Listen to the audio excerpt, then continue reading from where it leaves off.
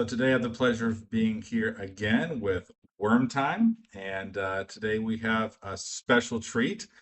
What are we going to go over today, sir? I thought we would take a look at two Premier to Hoth decks. The Retro tournament recently concluded, and I think some people wanted to keep some of the things that I was working on, and that some of the players that I work with to design some decks we're working on. And now that the tournament's complete, we wanted to kind of share some of those things with you guys, give you a chance to try them out in your own games and see what you think of them and the overall Premiere-Hoth format and some of the abusive cards that can pop up within that style. So, no, this will be fun. And I admit, I was a little more skeptical of this format, but I've started to enjoy a little bit more as it's gone over. I think my competency has increased. I think yours has as well, for sure. Well, my competency is definitely increased, but I don't know if my enjoyment's increased, and Okay. I think that's kind of the thing that we're going to talk about, especially with the dark side deck that we're going to take a look at in this series, but also the light side deck too, is greatly impacted by some of the abusive cards that have little to no answers in this format. All right, fair enough. All right, then let's get started. Hold on one second. Okay, so the last two games of the Premiere-Hoth format, for the first time ever, we had lock decks. So we had to submit our decks to Decklist at Star Wars CCG for both the upcoming Dark Side and the Light Side games. So this is the Dark Side game, the Dark Side deck that you had to play for game five. Is that what it was? Or Yeah, I ended up being dark side game five, 50-50 draw what it was going to be here. And with the dark side in this format, I think that the dominating strategy was scanning crew. And either last year or the year before, Charles Hickey had developed a deck that he was using, and it revolved around scanning crew and the Death Star. And he would start the Death Star, he would pack just a million Imperial supplies, and he would have a million scanning crews. And the first turn, you'd go as light side, and before you could do anything, you'd activate, and he would stop you. He would Imperial supply, he would activate four, and he would scan and crew, and he would take the rebels out of your hand immediately. yes. And from there, he would try to kind of lock down space. He had some TIE scouts, some Victory class Star Destroyers, some Black Squadron TIEs, I think, and he would kind of spread all throughout space and make it really difficult for you to get back in the game. He'd hit you pretty hard and pretty fast. And he was very successful with it. I think last year he was 3-0 with his Dark Side deck. I've certainly played against it many times, and it's a bear to deal with. It certainly is. Now, one thing that I found though, as I started experimenting with his style of deck and trying to play it a little bit myself, was that Lightside was able to kind of counterpunch really well in space. It was very difficult for them to compete on the ground, but if they ran a big space package against me with a lot of Corvettes and things like that, things got rather hectic pretty quick. And because you invested so much into these scanning crews and the Imperial supplies, you didn't have a giant space force yourself. It was more limited, and I got concerned because Premiere-Hoth EBO is out there, and I wasn't feeling entirely comfortable. Now, my first game with Darkside, I ended up playing Scanning Crew with Walkers, and I tried that, and that went all right. It went all right, but it was so-so, and it was just too many things going on at once. It wasn't very efficient. And my second game, I played the space style, and I played that, and it was very successful. It was very successful. And so I won both of those games, and I lost my fourth game. So I was 3-1 going into lock decks, and I had to ask myself, well, what do I expect to see as I move into these lock decks? And when I thought about it, uh, as light side, you certainly see some mains and toys decks. You see some revolution based decks. You see some echo base operations decks. And what did I expect the top players to play? A mix of those decks. And I wanted to be able to compete with all of those different styles of decks. And so I was very concerned that if I went space, that an EBO deck could crush me. And I was very concerned that if I went on the ground, as you see that I did choose to do, that somebody could start with either a throne room or Obi-Wan's hut. And if I get a bad draw, they can revolution me immediately. So when I first built the deck, I had a whole bunch of evaders in there, and it just wasn't enough. I ran some test games, and I had some people just like hammer me with revolution. I was just like, just revolution me, just absolutely bombard me with your meanest revolution deck. And I was getting beat down with these ground sites because I would get revolutioned, and the activation would be on turn two, would be one. It was very bad. Right. So I said, well, how am I going to stop that? And so naturally, you got to start packing evaders, and you'll see. I think I got 6 evaders in here, You do. and there's another card that was really cool that I found, Imperial Justice. And this card here is really neat because you can deploy it on a location to make it immune to revolution. And if your opponent is generating at least 4 or more force than you, then you can deploy on a location to cancel all force generation at that location. And so, I thought about what could happen turn one, and you imagine in Lightside's perfect world, I draw no locations. They start with Obi-Wan's hut, and they revolutionize my ice planes. And now they're activating 5, and I'm activating 1. Well, now I have my 4 force deficit. I can play Imperial Justice on their Obi-Wan's hut, and then I can play Evader to cancel the revolution in play, and basically reverse Uno them and make it so that I'm generating 3 and they're generating 1. So that was the concept with this deck that I started with. So in this format, very important that you get a lot of locations out. And for me, that number is ridiculous. So how many do I got in here, Bill? You have actually you have 14 locations total across all 14 teams. locations. And maybe even that's not enough, to be honest with you. It's crazy how many locations. But I just said to myself, like, if I play a good player, I cannot get locked out of activation. Like, I can't have a game that I compete against a good player if I can't activate my force and play my cards. It doesn't make any sense. So I needed to protect myself.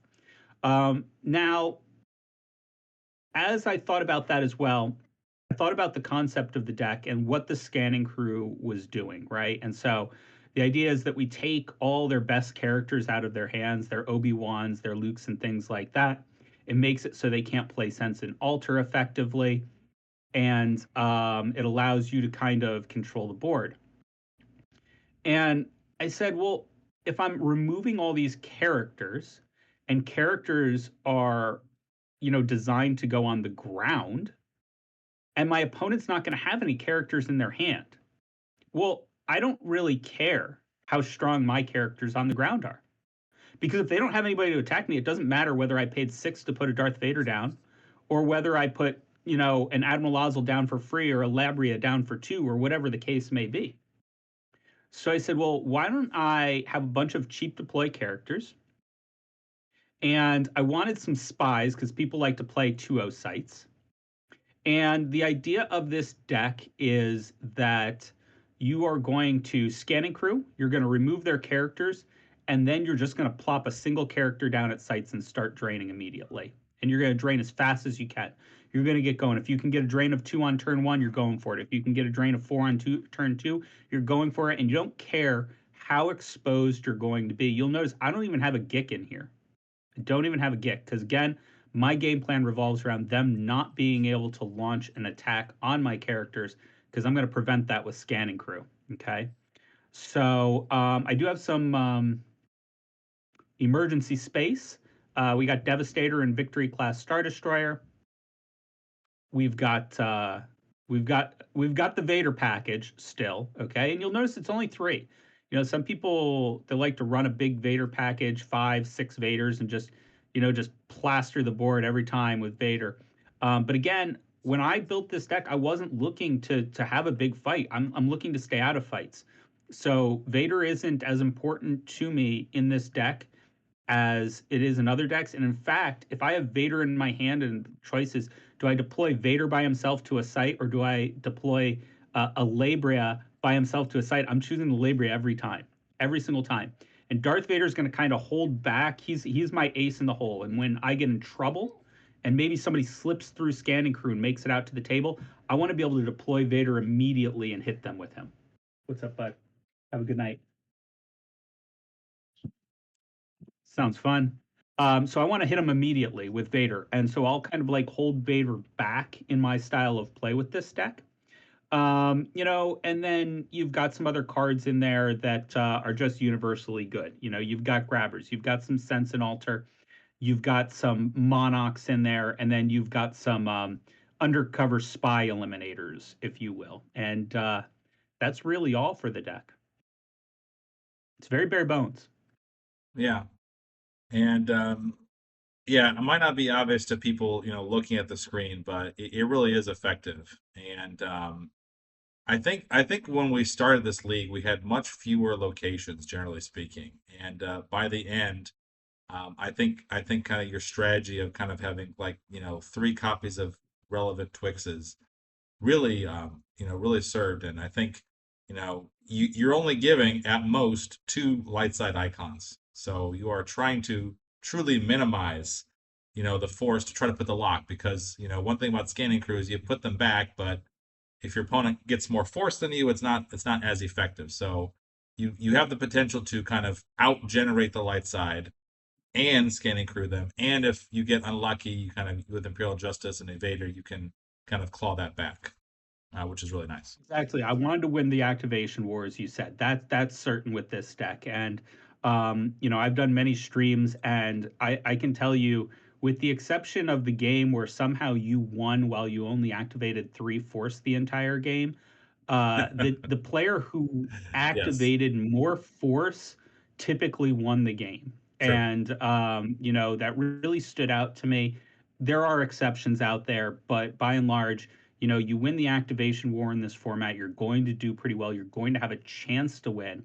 Whereas the opposite is also true. If you lose the activation war, you're going to be hurting all game long. And I didn't want to hurt all game long. I didn't want that to happen to me. So lots of locations and all those locations denying force to my opponent so that if they get a bad draw, they are the one in pain all game long.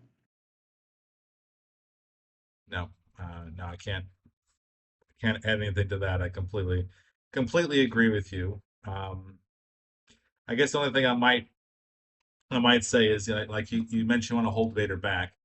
I mean, you kind of have one six. Okay, you technically have two sixes here. You can't really track with these. So, kind of if an Obi-Wan plops down, if he gets past your scanning crew, you are very much dependent on Vader to kind of get rid of him, one way or another one. Or I guess you kind of have hasn't come back yet, which is kind of a potential here. Um, Yeah, that's a really nice card, and it does get rid of Obi-Wan. So that's if you look at it, Destiny +3 is greater than ability. And one of the things, I was looking at all these evaders that I was stacking in the deck. I was like, man, like if my opponent doesn't play Revolution, these are kind of dead cards, but they're not for two reasons. One is that I can evader with he hasn't come back yet and make Obi-Wan go missing if he is foolish enough to come to the defensive perimeter of the Judlin Waste alone. And the other thing is, if Darth Vader draws an evader for Destiny, it's a 5, so that clears Obi-Wan with attrition as well. yes. So those are the main ways, but again, the concept of this deck is you try to avoid Obi-Wan coming down. If he does, Vader goes after him and tries to draw the 5. Whether you got a saber or not, you got to go. So you've got two tentacles, you've got Garindin, you've got two altars, Ellis Hell Rot, six evaders is 12. He hasn't come back yet is 13. Never Yarnell 14. and circle is now complete 15. So you've got a 1 in 4 chance just off the rip, not counting that you're going to have locations deployed, you're going to have characters deployed, but just from a basis, 1 out of 4 destinies in the deck will take out Obi-Wan. So reasonable chance if you battle him once or twice, he's going away, and then you resume those scanning crews and continue to keep him off the table again. Yep. No, agreed. Cool. Any other thoughts or points here? I think you did something interesting. You don't normally see people do route tier. Um, I think it's like, is it the only dark side system that doesn't give like the light side the opportunity to drain for 2? Because I think area do is a drain +1 against the light, the dark side. Can you give us some insight as to why Yeah. play route tier? So when it came to Raltier, I was looking at locations that gave me icons that did not give my opponent icons. And so when I looked at those, of course, we have the big three that are important. We've got the War Room, which gives you 2 and them none. You've got the Ice Plains, gives you 2, them none. And you've got the Wampa Cave, give 2, none. And so those three were the most important to me because having those on the table wins the activation war for me. So we start the Ice Plains, and then we have 3 of the big boys there, each of those Twixes. And then obviously you have to include the defensive perimeter. It's the best location for Darkseid in the game. Gives you 2 icons, does give up 1, but you have this beautiful ability to drain for 2 while adding 1 to your destiny draws there. It's just like Lars Moisture Farm, but with an extra icon, so it's fantastic.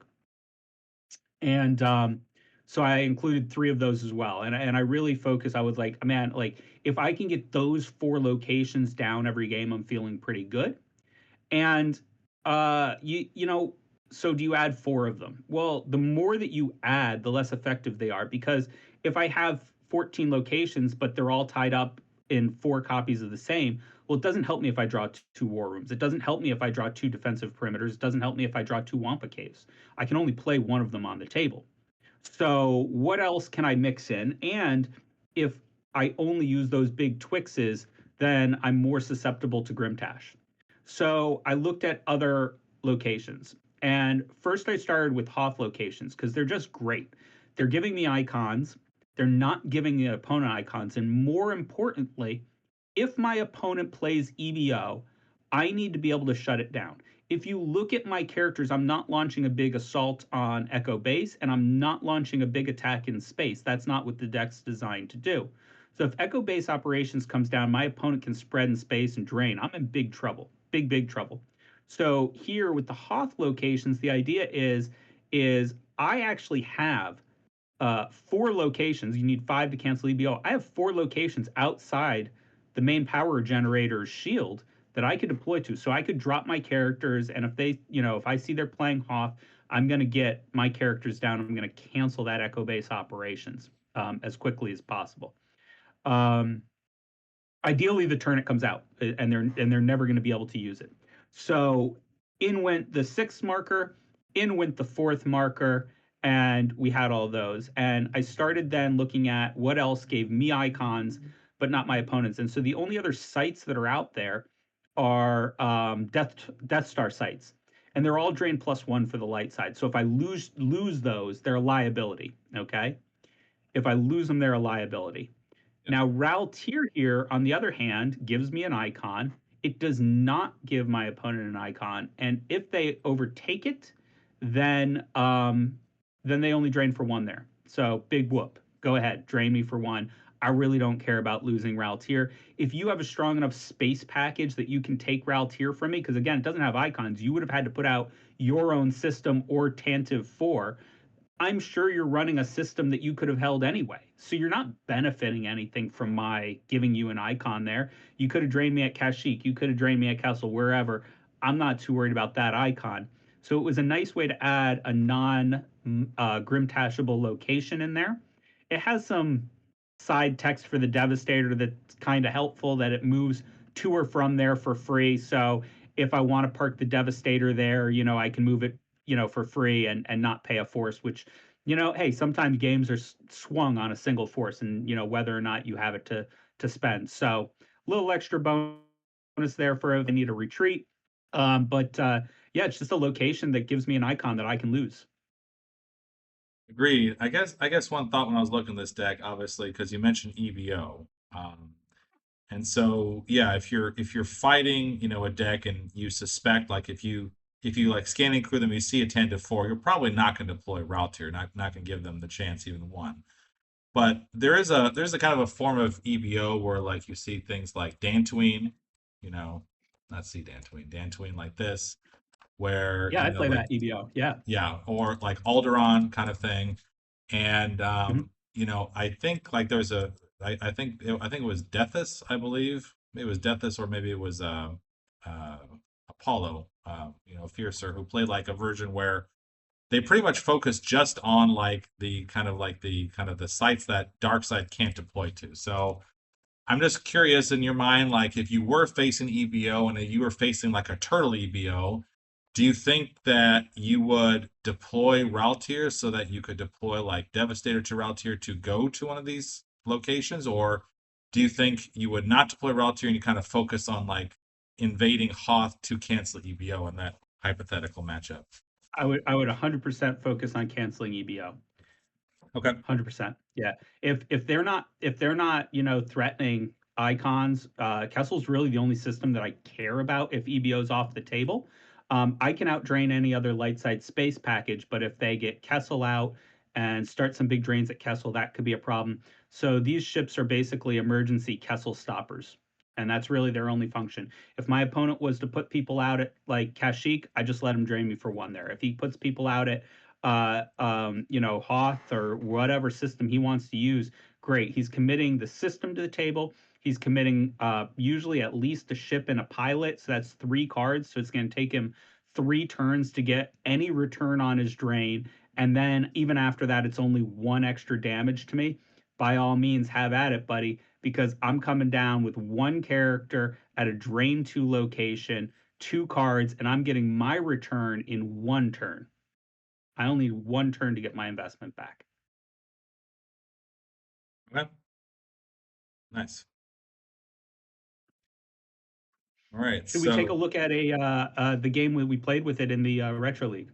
yeah, let's take a look. All right. So in So this this was a particular game. Oh, go ahead. No, go ahead. Yeah, this was a game. Game 5 against Red V. I think we were both 3-1 at the time.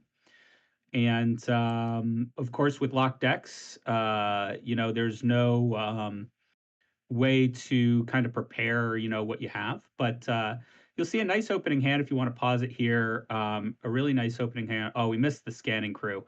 Restart this game. This is a really important first turn scanning crew Sure. here, and pause it as it hits. Sure thing. So we draw our opening hand, and it's a really nice hand. And it may not look like a super nice hand by traditional standards, but this is exactly what I'm looking for. So yeah, Ah, pause it there. sorry. Oh, It screwed me. Sorry. We'll try this again. all right. I'll try to get it Yeah. exactly. But so we got 2 locations in this hand. We got a scanning crew in this hand. And we've got an evader and an imperial justice. So even if we get revolution first turn, we're prepared for it. And when we scanning crew, we see this. And this is just like, I mean, this is crazy, right? He's got 4 senses in his opening hand. Now that's super bad luck for him. But when I see this, I've got 2 monarchs in my deck, and it's a race because he can't play those senses until he gets a character down. So if I can keep scanning crewing him until I get my monarch, I'm going to pick off all 4 of these senses here. Okay. So now I'm going to get my activation, and we don't have any sites we can drain at, so we're not going to deploy anything here. And we're just going to drop. We're trying to get another scanning crew as our money card here, is what we're trying to get. And again, preparing for his turn when he's going to drop and try to find his characters. Again, we Yes. know he has none in hand. So we don't get any help, get some duplicates here in our next draw. He gets his sight out, and we're just going to keep drawing here. I do deploy an Imperial Justice just so I don't get Grimtashed with it. It's free to deploy. It protects me from revolution. Can't hurt to have it on the table at all. If he does still want to revolution me, he can at the ice planes, and then I can play my evaders. I mean, he's still going to think it's a good play. He's going to be thinking, oh, he's not running evaders, he's running Imperial Justice to stop my revolution. So I like just putting one out, keeping myself a little safer from Grimtash there. Wow. And bam, there's our money card. It's the Monarch. And so we're immediately playing this. We don't have a scanning crew. We could draw four more cards here. If we get a scanning crew in the first three of them, in theory, we can get rid of an opponent's character and we'll be in good shape. But seeing that I get the Monarch with Force to Spare, the universe is telling me get those senses out of his hand immediately. So we play it, and we see that he has drawn three rebels here. He's got Obi-Wan, he's got Wedge, he's got Luke. He's going to get at least one of those down, if not two, because he knows I'm playing Scanning Crew. He's not going to want to keep them in his hand. But the good news is that he can't put them at a useful location yet. They don't have lightsabers. They're going to go to Obi-Wan's hut or the Yavin 4 Massassi war room where he can't drain. So this is a great result. We'll get rid of these four senses, and that's going to kind of dictate the remainder of the game, with him being at a disadvantage because he doesn't have the senses he wants to have. So Obi-Wan comes down as expected. We'll get Luke here. Yeah, he decided not to deploy Wedge.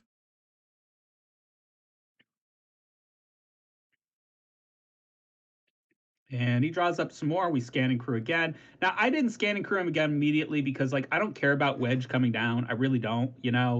All right, whatever. He kind of wants Wedge in space anyway. You'll see we picked out an Obi-Wan Kenobi, I think. Is that who we got, or did we throw Wedge in there? You put Wedge there. Yeah, you put a Wedge But there Wedge, last because time. Obi-Wan's already out. Right. But if you remember, hit pause there, if you would, Bill. Um, we saw some very important cards there. Okay, and we were going very fast through this, but this was a critical moment of the game. We're not going to restart. It's too far into the game. But at this point in my opponent's hand, you remember he had the Millennium Falcon originally, Mm-hmm. and now he picked up the card Kessel. Okay, this is a big threat because, again, what we talked earlier, what are the drain I'm concerned about? It's the Kessel drain, right? We have the Emergency Devastator, the Emergency Victory class Star Destroyer, and none of those are in my hand. Okay, and I can't guarantee that I'm going to draw them at this point. Okay, I've got 30 some cards in my deck, still, and it's like, man, it could be anywhere in there. So at this point, I had a situation developing, and my answer was, we're going to counterplay this. His only character in his hand is Boshek. How is he going to defend the Massassi War Room? So my theory is if he gives up Massassi War Room and goes to Kessel, all right, he's draining for 3, but I'm going to drain for 2 at the War Room, and I'm going to drain for 2 at the defensive perimeter, and I'm going to be out draining him 4-2 or 4-3. So I'm okay with that. That's all right. Alternately, he can come and try to beat down Labria. Again, I don't have a Gek. He could beat down Labria, but it's going to be hard for him to do a ton of damage. Even if he draws a 5 for Destiny, commonly most light side decks aren't going to run many 6s. So even if he draws a 5, it's 7-1. He forfeits for 3, and I lose 3 more cards. But I don't lose Kessel, and I have an opportunity to kind of draw through my cards and look for those Star Destroyers, as he doesn't know my hand. He doesn't know I don't have any ships. So he can't, just put a Corvette out there, because if I come down, I could take it out very easily, take over Kessel, and be draining there as well. And we know he doesn't have the characters to support and get those permanent pilots up to ability 4 to draw his own Battle Destiny. So to me, this was such a critical moment. We had to get Boshek out of his hand and down to the War Room. So we put Labria down as bait, and we're hoping that he takes it. And in fact, he does come down to defend Yavin 4 Massassi Throne Room, or War Room, and he attacks Labria. Excellent points. See what he And draws. don't remember what he drew. He drew 4. Okay, so it's gonna be 6. So he's gonna make you. You're gonna have to lose 2 cards. I'm gonna lose 2, yeah. and I just chuck a duplicate and the war room. No big deal. And so now I am in a situation here which kind of sucks that I have all these Vaders in my hand, and I'd like to keep Vader back, but if I have all three of my Vaders in my hand at once, that's really bad because if I get Grim Cashed, that's it. I have no more Vaders for the rest of the game. So I was forced to put Vader down here at the defensive perimeter. Fortunately, it is a drain of two for me. Get that going. I am a little exposed right now to an ice storm, and we see my opponent gets down the Cantina and gets Obi-Wan there. So we respond by bringing down DS61-2 and moving to the hut to counterattack there. Now, yeah, perfect timing. Okay. Now we're talking. So now that we can start to see the hands here, the plays will become more apparent. So in his hand, he's got some important cards that we have to account for. Of course, we're going to get rid of Luke Skywalker. We see Kessel, but here's the situation again. He doesn't know that that Corvette's perfectly safe there. We can see it. We can see in my hand that that Corvette can hold down Kessel and start draining me for three. But for him, it's like, man, even Black 3 and a pilot can just take that out. And now you've given me two icons. You've given me more force to activate, and you're giving up another drain on top of that. So it's very risky. And I didn't think that he would make that play. We also see the Revolution in hand. We're hoping that he plays that. We also see that he has a disarmed, so we got to keep that in mind as we maneuver Vader throughout the game. And he's got a perimeter scan, and this is an important card that we have to account for because, again, if he sees my hand, he can deploy that Corvette. And if my opponent plays perimeter scan, he can see my hand. So note that he has no sense and no altar in the hand. And that means that when he does play perimeter scan, we are 100% sensing this strictly to deny him the information that I am missing ships. I don't have any ships in my hand, and I cannot reveal that information. So I have to burn the sense. I'd like to keep it for a bigger card, but I cannot allow him to see. And he has no Nabrin. Important to note. Not yet, no. Very, very true. And yeah, you're getting rid of the Luke, so the Force of Strong this one is not going to do anything for now. Now he does have a Gift of the Mentor, so he could try to get a lightsaber later at some point. Exactly, and it's important. Don't fall for the bait here. Okay, don't sense it. Let him get the lightsaber because again, that's only adding one drain. If he gets Kessel, that's adding three drains. So we have to protect the knowledge of our hand. We cannot let them see what we have. Now you deployed DS61-2 to the cantina to go to kind of Obi-Wan's hut without having a scanning crew in hand. So you were just making an educated guess that you would draw into a scanning crew and that he didn't draw into a new sentence, is what you're saying. That is the concept of the deck, yes. And I mean, when you're playing this style, you saw how many. Would we have eight, nine? How many scanning crews we got in there? If I go back to your deck, you have one, two, three, four, five, six, seven, eight, nine scanning crews. Yes. Yeah, nine scan crews. So it's a lot. And yeah, you have to be confident that you can draw a scanning crew. You have to have enough that you feel good to put your characters down on their own. Now, with that being said, the bigger threat isn't actually another character coming down because really it's like Obi-Wan's on the table. He's the dangerous one. Luke's only power three. Even if he hits my characters and draws Destiny, maybe I lose three or four force to it. But Nabrin leads is the bigger threat. And being aware of that, because if you'll notice, I have an Ellis Helrot here. So um, if I save myself force and he Nabrins, I can immediately counter with my own Ellis to evacuate my character. True. Yep. And so what you would say four, assuming that because you don't really have any fives. Basically you have two sixes in your deck, right? So Yeah, four is a pretty safe number to save. okay. Yeah, I mean, you could even go if you want to gamble, you can go as low as three. You got a lot of threes in there. True too. Okay. All right.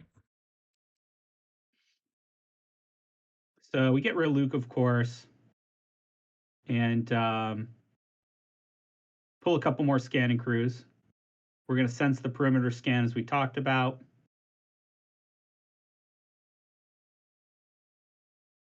And we're just threatening a nice drain here of 5. He's going to have to react to that. Pulls the saber, of course, naturally. War Room comes down. And Obi-Wan moves over. And so, we've mitigated our damage next turn. You can make a case to Ellis Hellrod over to the Cantina, but I like saving it for an emergency. Here we see he's picked up Beggar, which is a quite annoying card because stops Uda Guda solo. Yes, it does. And also has Yavin 4, so he's going to get some good activation going. Also has Sorry About the Mess, which kind of comes into play as we look at what develops over the next 2 turns.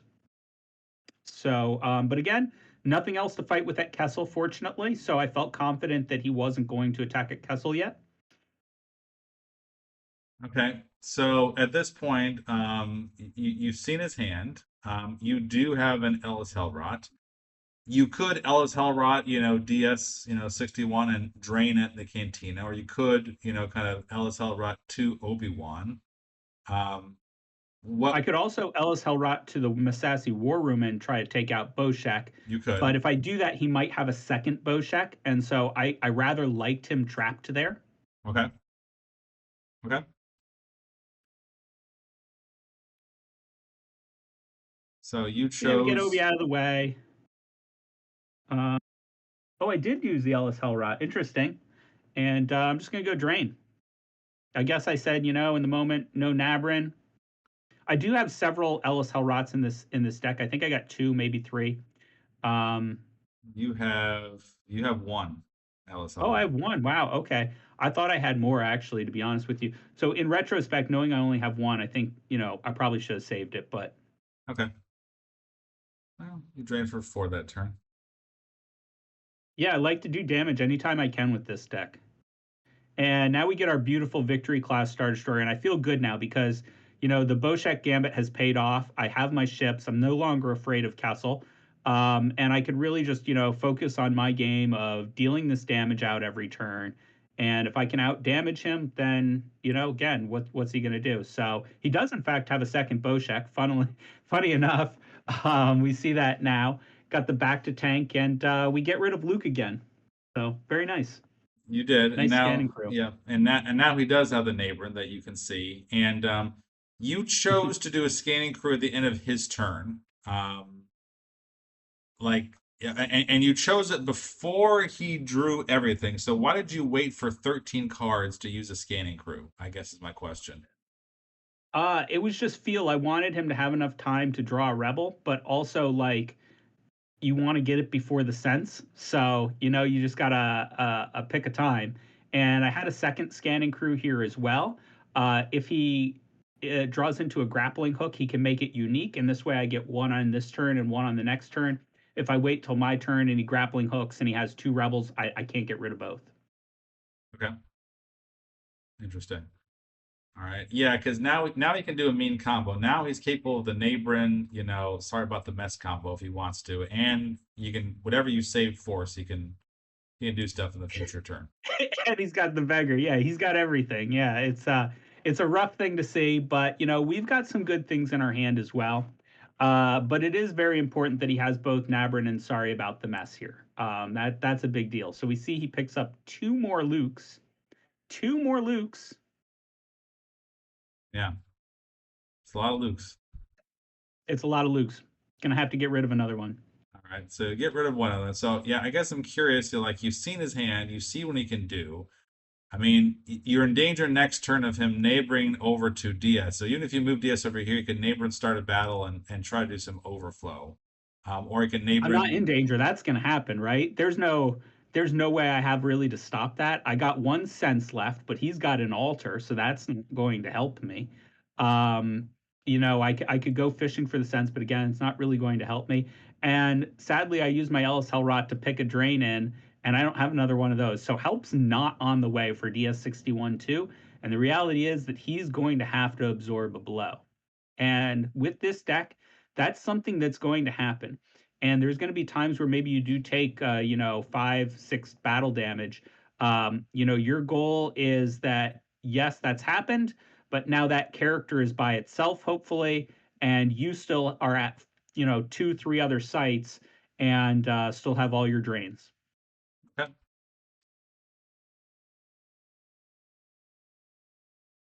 So we will hit our drain here. We're going to get Vader's Saber out, which is really nice. And we're going to get Dejas Per down to the defensive perimeter. So now we're going to have two drains of two versus my opponent who has a drain of three. And really, that three is cut in half because he's only going to get it half his turns because I'm going to keep messing with him at the hut. So one question here. I mean, you had Dejas Per in hand. What is the reason you didn't deploy him to the cantina to reinforce?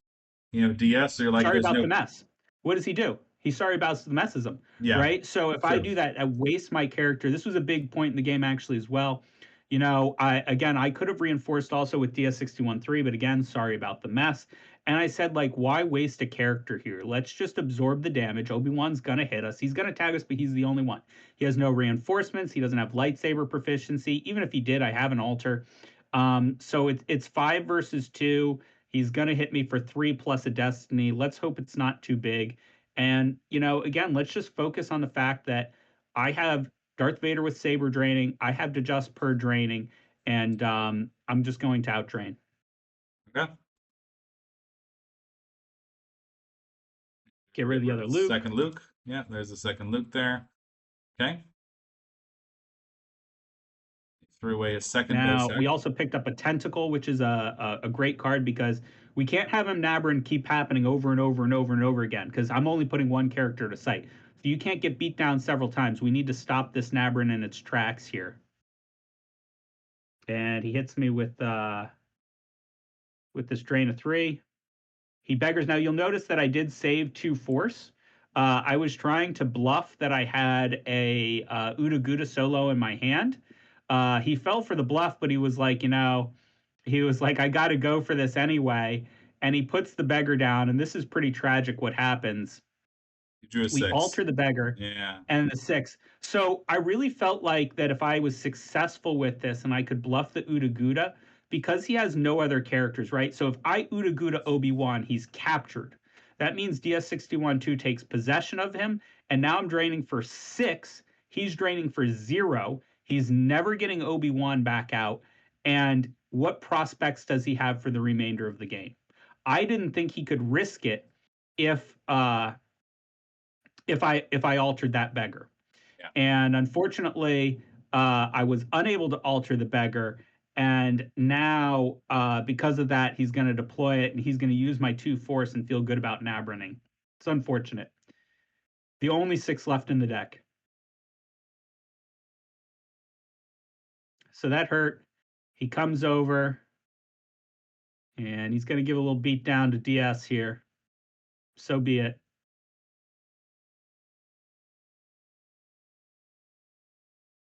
Draws a four.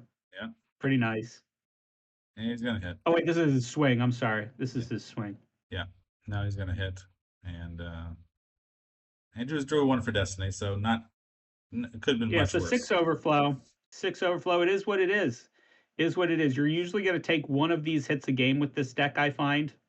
And if you can limit it to one hit, you're usually pretty good. I think you had a similar experience with Garindin at Obi-Wan's hut. You had to absorb a I hit, did. but you just keep on draining. I did. I did. Sometimes you get lucky despite mistake or misplay. So all right, so you are deploying Dejas Per. So why are you deploying Dejas Per here? I guess you don't have. Oh, because you want to move Vader to here or something. You want Yeah, to. Dejas Per at the War Room is power one. He's power three at the defensive perimeter. So I'm going to leave Dejas Per there and drain for 2 and 2. That makes sense. And you get your LSL We route get our back. Ellis Amazing. back. Okay, drain a 3 at the Cantina. We got good cards to lose here. Cards we don't need. So just a curious because one of my games I kept my Tatooine site. I mean, you could have kept this, try to deploy this, between the hut there or something, or deploy it after the hut. Mhm. You just didn't think it was worth saving at this point? Like, why not save that deploy like Ozil or a DS61 there What's their job? They have a very important job. What's their job, Bill? You remember? to go to space? To stop Kessel. To Stop stop Kessel. Kessel. I Okay. can't put them down. I need them. If Okay. he is to find a way to draw Battle Destiny at Kessel, that takes the victory class out very quickly. So those two and the victory are my aces in the hole. Right now, I'm beating him on damage output. It's 4-3. I'll win the game on this. Okay. And if I just hold this board state and don't make errors, I'm in good shape. But if I put this down, remember I didn't have a force to tentacle the Nabrin Leads because he used Beggar. So the Nabrin Leads is back in his deck. It could rear its ugly head again. I need that space package on top of that. So for those reasons, I decided to chuck the Judlin Waste and just said I'm not going to be not going to drain at that location or use it as you did as a an interjection to make my opponent have to travel to stop my drains. Got it.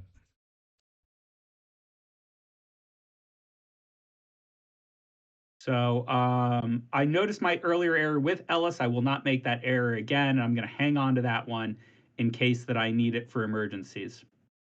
So two more Lukes coming back again. In this case, we have two scanning crews right away. You'll also notice that he has two Anakin's lightsabers. I would have loved to have a Monarch here, and then I would have not put Luke back, and I would have Monarched for 4 Force loss there, which would have been very, very nice. We also see that he has a lightsaber proficiency, and that I no longer have the altar because that was canceled. So that's a threat to come down there. So, a couple interesting notes.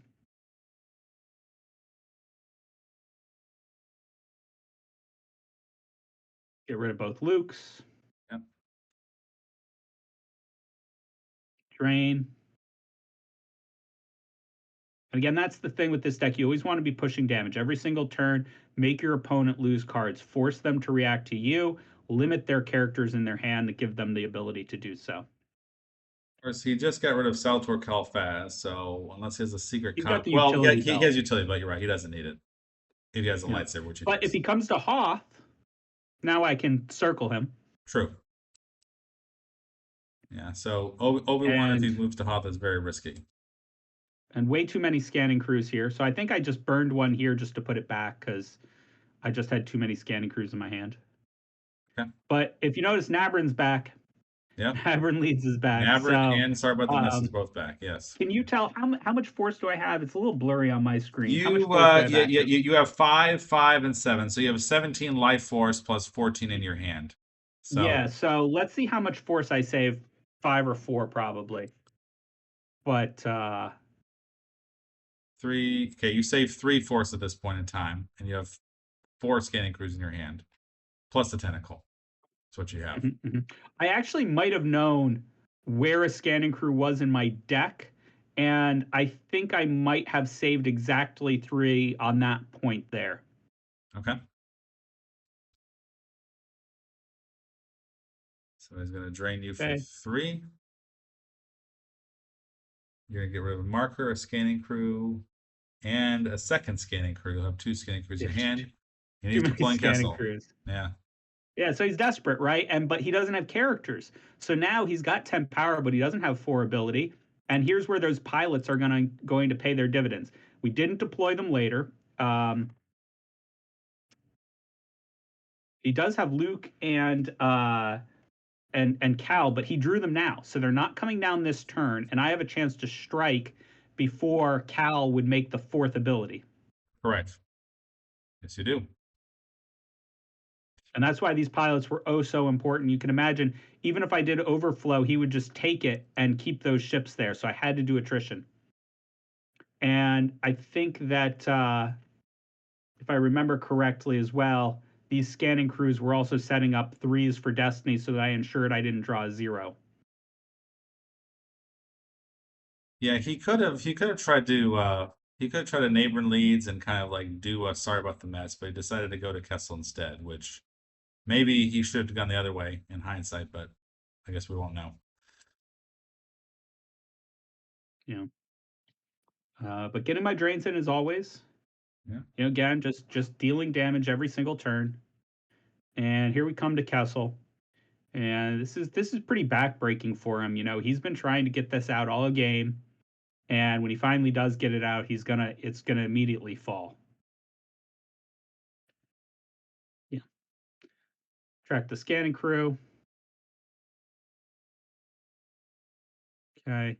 Tantiv's left, but So Cal's not gonna save it. so you're saving 5 force this time, maybe because you're worried about drawing a 5 because you want to be able to neighbor in a way because he still has so you want to Mhm. L his hell right away because he could still try to gank you. Yep. Right. Okay. And I think part of losing that Devastator from reserve deck was actually setting up a 3 for Destiny, if I'm not mistaken, for my Ellis Helrot. And so we see here, Boshek comes to attack me. We're just going to reverse Uno. We're going to go, instead of draining for 2 at the defensive perimeter, we're going to go drain for 3 at the Masasi Ruins. Why not? Absolutely. And if Boshek stays at any of those exterior sites, we're going to use he hasn't come back yet. And if he moves to the war room, well, we're just going to crush him with Vader.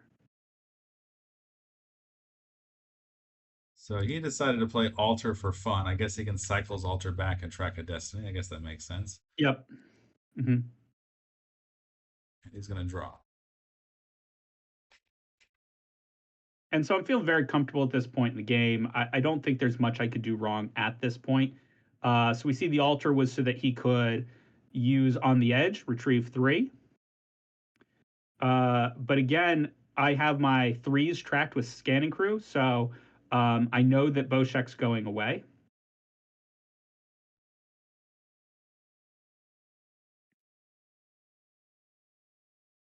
Yeah, there he is. And now we can come down somewhere with Garindin. The defensive perimeter is good. The war room's also good. I'm kind of surprised I didn't deploy him. We do attack at Kessel. And gotta lose Cal. Maybe the Tantive is needed here as well. Because I'm just gonna keep coming back and hammering it. Vader will move over and increase his drain to 3. So now I'm draining 6 a turn. We scanning crew again. We see 2 Lukes. We see Revolution. We see Anakin's lightsaber. The Revolution's useless. And so here, if I draw another scanning crew, the game's over, which I do. We knew I was going to draw another scanning crew. I've got 9 of them. And that's all she wrote. And you can see, so my opponent got 3 characters down the whole game. Obi-Wan, Boshek, and Cal. Cal made it 1 turn. Boshek dealt out a couple pieces of damage and then sat at the war room all game, did nothing. And it just shows how crew can take these light side mains and toys deck and really just completely limit what they're able to do, completely paralyze them. And at no point in the game did I have more than 1 character down at a site. You see, I deployed 3 characters all game, which is kind of crazy. But just again, the turn after turn damage, it adds up, it adds up, it adds up. And what are you going to do? Beautiful. Beautiful. Excellent. Excellent analysis. No, I don't think I can add much there. Um, I think he probably, obviously he was a little bit, he probably should have, planned to move Obi-Wan, because he could have done, he never tried to do sorry about the mess. And I think by the end, you had actually gotten rid of all your Vaders. So if he had the Destiny stacked up, he probably could have eliminated Vader, probably, put a little bit damper. Of course, you did have the kind of the Ellis Hellrod at the end, and you monarching his 4 senses very early. Um, I'm not. Maybe he had a Well, that was fifth game sense. changer. Yeah, huge issue. Yeah. So awesome game. Yeah, and for folks, if you haven't played a scanning crew deck, you need to understand that the power of scanning crew exceeds just removing the rebel. The scanning crew allows you to see your opponent's future plans. It allows you to attack precisely with Monarch instead of guessing of like, oh, my opponent's got a big hand. I hope I can get some doubles. No, it's surgical. You know exactly when they have doubles and what doubles they are. If they're doubles you care about, you can Monarch. If they're doubles you don't care about, you can hold off and wait. And Scanning Crew is extremely powerful. And if you remember back in the mid game, I talked about how important it was that my opponent didn't see my hand, and that extra information, the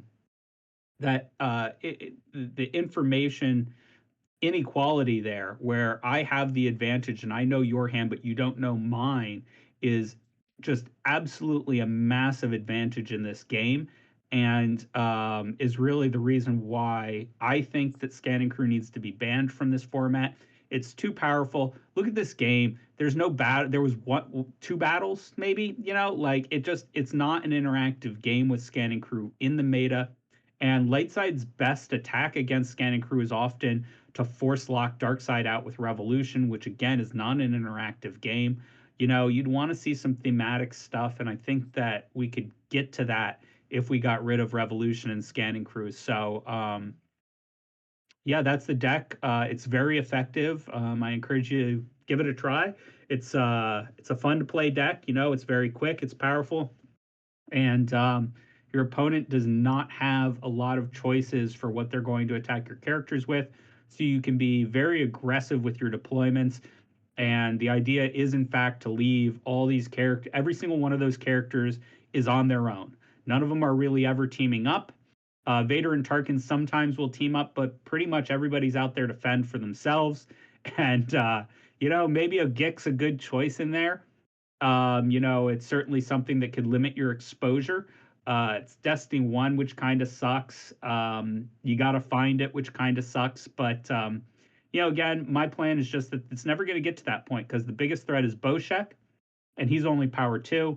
Otherwise, how are you going to hurt me if I can scan and crew you every turn? Yeah. No. Excellent analysis. No, it's a fun deck. No, it's well built. It really is. It looks weird to kind of a novice all the sites, all the scanning crews, but as you said, it works out. And you obviously went with 2 Imperial supplies. Do you think this is the right number, or do you think you'd increase it or decrease it, or what's your thought on that? I think you could go either way. It's a great card. It's in this format. It's tremendous because if you do get force locked, you can use it to activate and try to draw into some locations. In this case, being that I go first, it's pretty rare to see Masasi Throne Room started. It happens, but it's pretty rare. But being that I went first in the game, I felt that I didn't need the 7 to 10 Imperial supplies to guarantee I had one in my opening hand. And if I did put in all those, then I have to tail back on the evaders. I have to tail back on the scanning crews and things like that. So um, you could drop an evader and put in a supply, but I just, personally, I made a priority to say I'm not getting force locked, and they're not going to out revolution me. I'll have more evaders than they have revolutions, and I'm going to have Imperial Justice as my backup card that can surprise them. And I don't really care if they're dead cards because if you combine those two, 4 + 3 is 7, means I can hit Obi-Wan with a saber swing. So they're doing some use even if they're just sitting around in my deck. Absolutely. All right, awesome. Well, I think people will really enjoy this deck tech. Thank you, WormTime, and we will talk soon. Excellent. Thanks, Bill. Thanks.